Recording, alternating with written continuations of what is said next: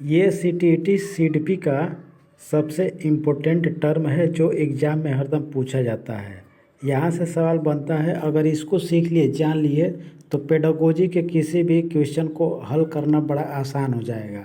तो मैं इसी के बारे में आज बताने वाला हूँ। पॉइंट नंबर 1 से स्टार्ट करता हूँ। ये इम्पोर्टेंट टर्म है। इसमें विकास विकास क्या होता है? तो बच्चे में होने वाले गुणात्मक और मात्रात्मक परिवर्तन ही विकास कहलाता है। अगर विकास जानना हो जैसे, तो विकास क्या होता है? तो बच्चों में गुणात्मक जैसे कि गुण, उसमें क्वालिटी, कोई अच्छी क्वालिटी आ जाना, किसी गणित के सवाल को हल करना, तो ये गुणात्मक क्वालिटी उसके मतलब गुण हो गया। तो ये गुणात्मक कहलाता है। अब मात्रात्मक का मतलब है कि शरीर में कोई परिवर्तन आना, तो ये मात्रात्मक होता है। और गुणात्मक को क्या है कि यह देखा नहीं जा सकता आसानी से, ये देखा नहीं जा सकता, तुरंत प्रत्यक्ष रूप से दिखता नहीं है। लेकिन मात्रात्मक परिवर्तन ये दिखा जा सकता है, ये दिखता है, दिखाई देता है। ठीक है, तो ये दोनों चीज़ जानना पड़ेगा। तो ये हो गया विकास। एग्जाम्पल के थ्रू है कि बच्चा सोचने और समझने लगता है। सिर्फ लंबाई बढ़ना विकास नहीं होता है। इसमें विकास क्या होता है कि शारीरिक और मानसिक, ये दोनों प्रकार का विकास होता है। तो विकास हो गया स्पष्ट। अब यहाँ पे एक शब्द है वृद्धि। वृद्धि क्या होता है? तो शरीर का आकार और वजन बढ़ना, ये वृद्धि कहलाता है। इसे ही मात्रात्मक बदलाव कहा जाता है। यह बस मात्रात्मक बदलाव होता है, इसमें गुणात्मक बदलाव नहीं होता है, और यह दिखाई देता है। जैसे यहाँ पे लिखा है, किसी बच्चे की हाइट 100 सेंटीमीटर से 110 सेंटीमीटर हो गया, तो दिखाई तो देगा, ये मेजरमेंट किया जाएगा तो समझ में आ जाएगा, स्पष्ट हो जाएगा, वो दिखता भी है। तो ये वृद्धि हो गया। नेक्स्ट है परिपक्वता, मैच्योरेशन। शरीर और दिमाग का प्राकृतिक विकास, मतलब बिना सिखाए जब होने लगता है तो उसे परिपक्वता कहा जाता है। जैसे बच्चा अपने आप चलना सीखता है, छोटा रहता है तो चल नहीं पाता, लेकिन धीरे धीरे वो चलना सीख जा रहा है। तो जब बच्चा नहीं चल पा रहा था, अब चलने लगा, तो वही परिपक्वता कहलाता है। अधिगम, अनुभव से व्यवहार में होने वाला परिवर्तन को ही अधिगम कहा जाता है। यह अस्थायी परिवर्तन होता है, यह ध्यान रखना है। जैसे साइकिल चलाना सीखना, यह एक प्रकार का अधिगम होता है। सीख लेने के बाद कोई भूल नहीं ना पाता, तो इसीलिए वो अस्थायी होता है। नेक्स्ट है बुद्धि, इंटेलिजेंस। समस्या हल करने की क्षमता को ही बुद्धि कहा जाता है। जैसे बच्चा गणित के सवाल को जल्दी से हल कर लेता है, तो यह बुद्धि है उसका, सवाल को हल करने का। नेक्स्ट पॉइंट है बहुबुद्धि सिद्धांत। यह सिद्धांत गार्डनर के द्वारा दिया गया था। गार्डनर, बहुबुद्धि सिद्धांत इसको कहा जाता है, गार्डनर के द्वारा दिया गया है। इसमें होता है क्या है कि एक ही बालक होता है, उसमें एक से अधिक प्रकार की बुद्धि होती है। जैसे गणित हल करने के साथ साथ साइंस के सवाल को भी हल करने का उसको ढंग रहेगा। ये चीज़ बहुबुद्धि सिद्धांत के अंतर्गत आता है। जैसे हर बच्चे में अलग अलग प्रकार की बुद्धि होती है, कोई संगीत में अच्छा तो कोई खेल में अच्छा तो कोई दोनों में अच्छा। ये चीज़ है बहुबुद्धि सिद्धांत के अंतर्गत। नेक्स्ट पॉइंट है संज्ञानात्मक विकास, कॉग्निटिव डेवलपमेंट। सोचने, समझने, याद रखने का विकास ही संज्ञानात्मक विकास कहलाता है। जैसे बच्चा कारण और परिणाम समझने लगता है, यही सब है संज्ञानात्मक विकास। नेक्स्ट पॉइंट है स्कीमा। स्कीमा ये शब्द पियाजे का है, पियाजे द्वारा दिया गया है। स्कीमा क्या होता है कि जैसे एक खट्टा फल है, एक है मीठा फल है, कुल मिलाकर ये दोनों फल है, तो फल की श्रेणी में ही रखा जाएगा, तो इसमें एक बॉक्स बन जाना, वही स्कीमा कहलाता है। जैसे दिमाग में जानकारी का एक ढांचा होता है। बच्चा कुत्ता को 4 पैर वाला जानवर समझता है, तो यही स्कीमा है। अब यहाँ से इम्पोर्टेंट पॉइंट है, ये सभी पॉइंट जो ये तीनों पॉइंट है पियाजे द्वारा दिया गया है, और यहाँ से सवाल आता है हर साल एग्जाम में, ध्यान देना पड़ेगा। आत्मसात, इसमें अंग्रेजी में याद रखना ज़्यादा सही रहेगा। आत्मसात, एसिमिलेशन, नई जानकारी को पुरानी जानकारी में फिट करना, मतलब नई जानकारी जो मिली है उसे पुरानी पहले से जो जानकारी था उसी में रख देना ही आत्मसात कहलाता है। जैसे बच्चा बिल्ली को भी कुत्ता कहता है। जैसे 4 पैर होता है सबका, तो 4 पैर बिल्ली का भी है, कुत्ता का भी, तो इसी में वो कन्फ्यूज है, तो इसीलिए बच्चा बिल्ली को भी कुत्ता कह रहा है। मतलब कि 4 जिसका पैर है उसको कुत्ता वो समझता है, इसलिए बिल्ली को भी कुत्ता कह रहा है। तो ये आत्मसात मतलब एसिमिलेशन है, मतलब उसमें कोई परिवर्तन नहीं कर पाया, इसलिए बच्चा से मिस्टेक हो रहा है। लेकिन यहीं पे एकोमोडेशन है, मतलब समायोजन। यहाँ पे क्या होता है कि परिवर्तन होता है, बदलाव हो जाता है, थोड़ा सा अंतर है बस, बदलाव हो जाता है। जैसे नई जानकारी के अनुसार सोच को बदलना, जैसे यहीं पे बच्चा था तो बिल्ली को भी 4 पैर वाला समझ रहा है, कुत्ता को भी, लेकिन दोनों को एक जैसा समझ रहा है। लेकिन यहाँ पे क्या है कि दोनों को अलग अलग समझेगा। बच्चा समझता है कि बिल्ली और कुत्ता अलग है, तो ये चीज़ दोनों ध्यान देना है, दोनों में यही परिवर्तन है। नेक्स्ट पॉइंट है संतुलन। संतुलन में ही, इसी में ही ये दोनों शब्द आ जाएगा, एसिमिलेशन और अकोमोडेशन, दोनों इसी के अंतर्गत आता है। इसी का 2 भाग है। आत्मसात और समायोजन के बीच संतुलन बनाना ही ये चीज़ कहलाता है संतुलन। बच्चा सही समझ विकसित करता है किसके अंतर्गत, संतुलन। क्योंकि नहीं तो वह बिल्ली को कुत्ता कह रहा था, कुत्ता को बिल्ली समझने में दिक्कत हो रही थी उसको, तो इसलिए संतुलन हो गया, वो दोनों को अंतर करना सीख गया, ये संतुलन है। समीपी विकास क्षेत्र जिसे जेडपीडी कहा जाता है, यह शब्द वाइगोत्स्की का शब्द है। जेडपीडी किसका शब्द है, वाइगोत्स्की का।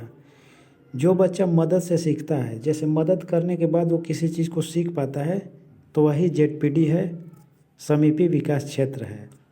जैसे टीचर की मदद से कठिन सवाल को हल करना, जैसे बालक कोई कठिन सवाल हल कर रहा था, लेकिन कहीं ना कहीं लास्ट में जाकर उससे मिस्टेक हो जा रही थी और वो फाइनल परिणाम तक नहीं पहुंच पाता था, तो किसी टीचर की मदद से ही वो सवाल को हल कर पाया, तो यही जेडपीडी कहलाता है। नेक्स्ट पॉइंट है इसके फोल्डिंग, यह भी वाइगोत्स्की का ही सिद्धांत है। शिक्षक द्वारा दी गई सहायता, इसमें हेल्प दिया जाता है, यही इसके फोल्डिंग कहलाता है। टीचर हिंट देकर सवाल हल करवाता है, इसमें हिंट बस दिया जाएगा, छोटा सा हेल्प दिया जाता है।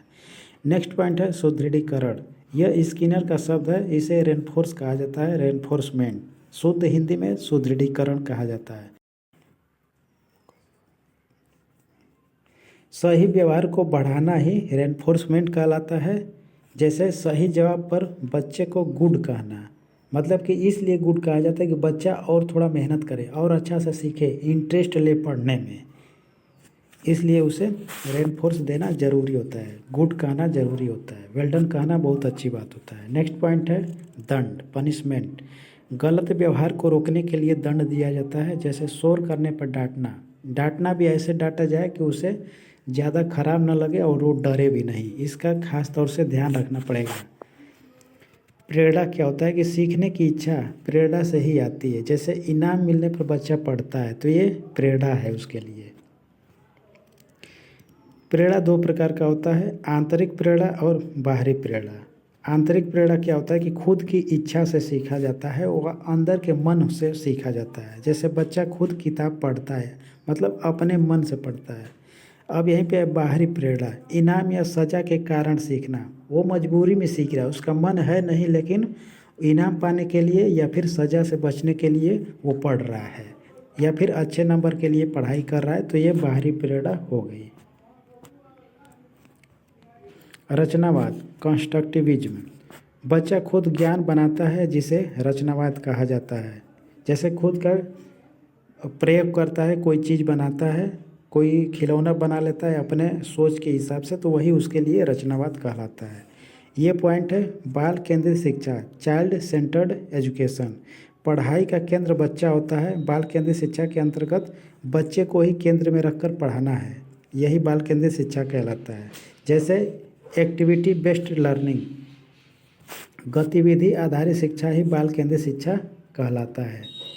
नेक्स्ट पॉइंट है समावेशी शिक्षा, यहाँ से बहुत सवाल पूछा जाता है एग्जाम में, और इसका ये जो मैं पढ़ा रहा हूँ, इसको पढ़ने का फ़ायदा ये है कि ये सभी सब्जेक्ट में काम करेगा। सभी सब्जेक्ट में 5 सब्जेक्ट से क्वेश्चन सीटीईटी में पूछा जाता है, तो 15-15 नंबर का 5 सब्जेक्ट में मतलब 75 नंबर का फ़ायदा हो जाएगा, अगर ये बढ़िया से समझ लिया जाए तो। समावेशी शिक्षक, सभी बच्चों को साथ पढ़ाना, मतलब कि डिसेबल भी उसमें हो, मंद बुद्धि हो, तेज पढ़ने वाला हो, सभी को एक ही कक्षा में पढ़ाना, एक साथ पढ़ाना ही समावेशी।